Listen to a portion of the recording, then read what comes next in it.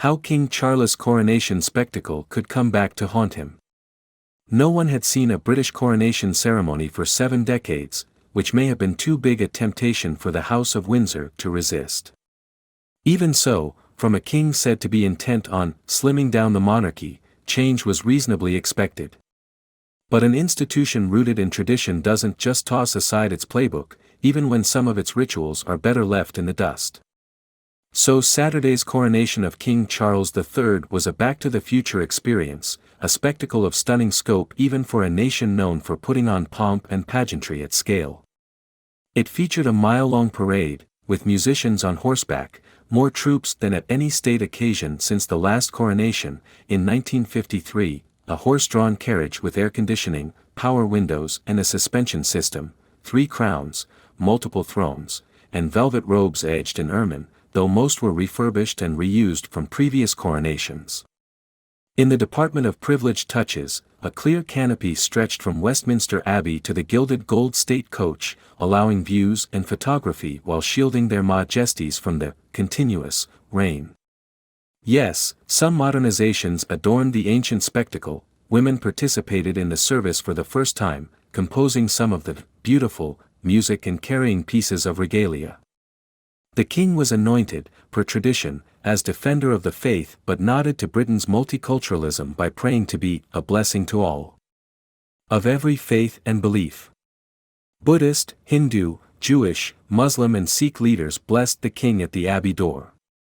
A previous staple, the homage of heredity peers, was ditched in favor of just the heir to the throne publicly swearing his loyalty to the sovereign.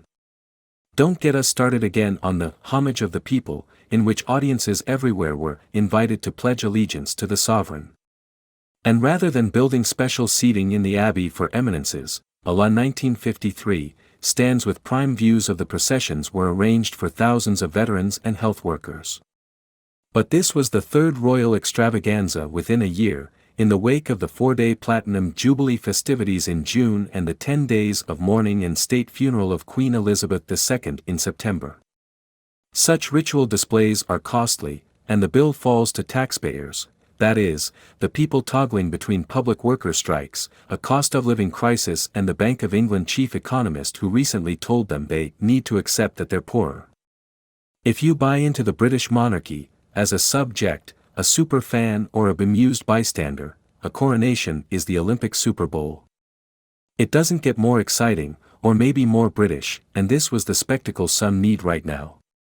But after the parties end and the costs are totaled, such an overtly religious and grand production might ultimately stoke debate about royal wealth and the value of a hereditary monarchy.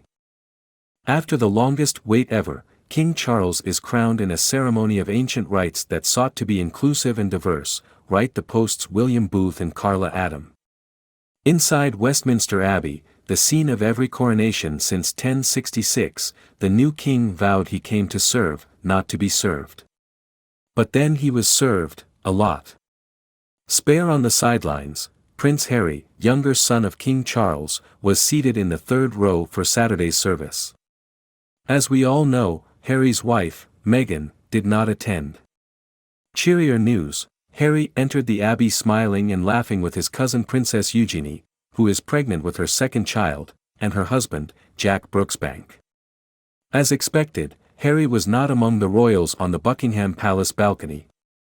Shortly after leaving Westminster Abbey, Harry was seen at Heathrow Airport, headed right home to California, presumably, to see his son, Archie, who turned 4 on Saturday.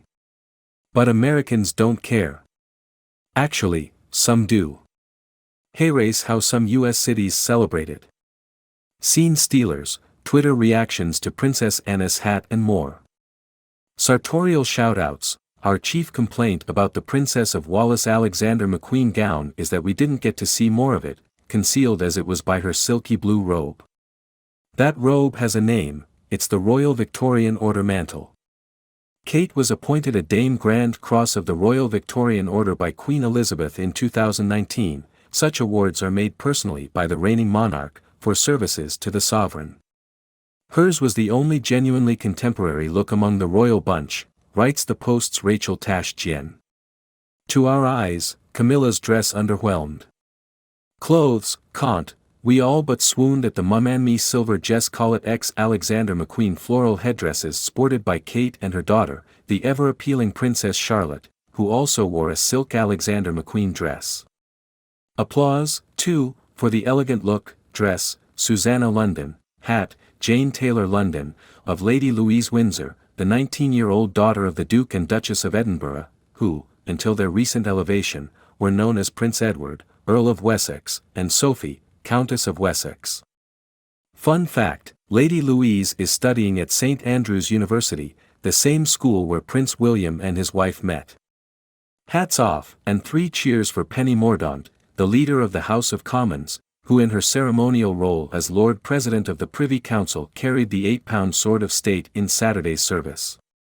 In her cape-effect teal dress and matching hat, she looked both modern and appropriate amid the ancient regalia.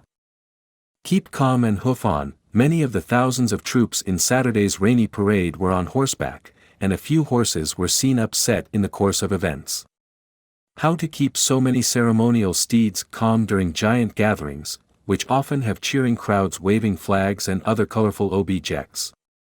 Staffers at the Royal Mews say the horses, generally Windsor grey, nearly white, or Cleveland bay, brown with black manes and tails, are trained from a young age to get used to all sorts of sights and sounds, Marissa Bellac writes. So one day trainers might pop balloons. Another day they might have someone dress up as a clown. Only the most unflappable horses get to be part of the official ranks.